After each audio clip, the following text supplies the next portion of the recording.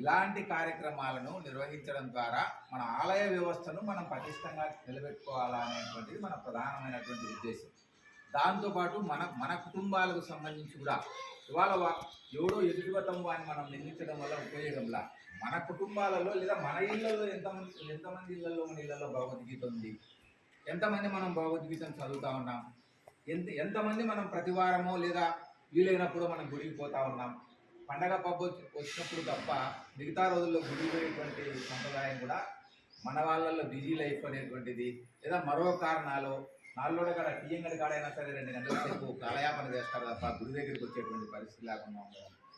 దాన్ని మార్చి కనీసం వారానికి ఒక్క రోజైనా తన కుటుంబంతో గుడికి పోవడం ద్వారా, తన పిల్లల్ని తీసుకుని గుడికి పోవడం ద్వారా మన దేవాలయాల యొక్క గొప్పతనాన్ని, మన మతానికి సంబంధించినటువంటి ఆచార వ్యవహారాల యొక్క గొప్పతనాన్ని వచ్చేటువంటి జనరేషన్కి పిల్లలకు నేర్పించడం, ఆ ఔన్నత్యం ఎట్లా ఉంది, మన దేవాలయాల ఔన్నత్యము, మన దేవుడి యొక్క భక్తి, ఇవన్నీ వాళ్ళకి చెప్పాల్సిన అవసరం ఉంది. మనం దేవాలయాలకు పిల్లలను తీసుకుపోము, మనం పోము, మన పిల్లలను తీసుకుపోము.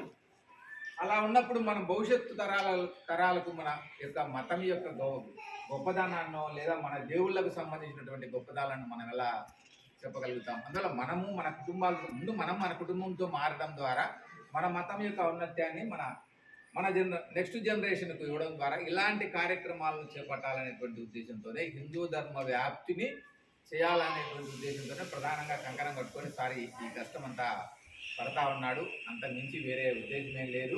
ఇవాళ మనం తక్కువ మందే మనం ఆలోచనని ఏమనుకోవాల్సిన అవసరం లేదు. మనం మొదటి అడుగు ఇవాళ వేస్తూ ఉన్నాము.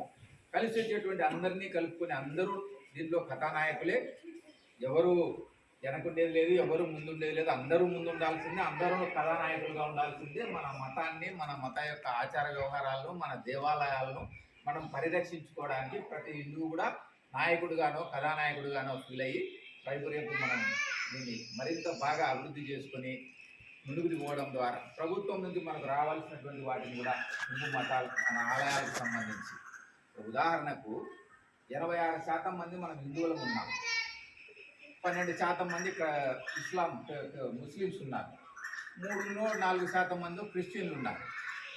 ఈ రాష్ట్రంలో మన దేవాలయాలు 1,00,000 ఉంటే వాళ్ళ 1,50,000 ఉన్నాయి క్రిస్టియన్స్కి.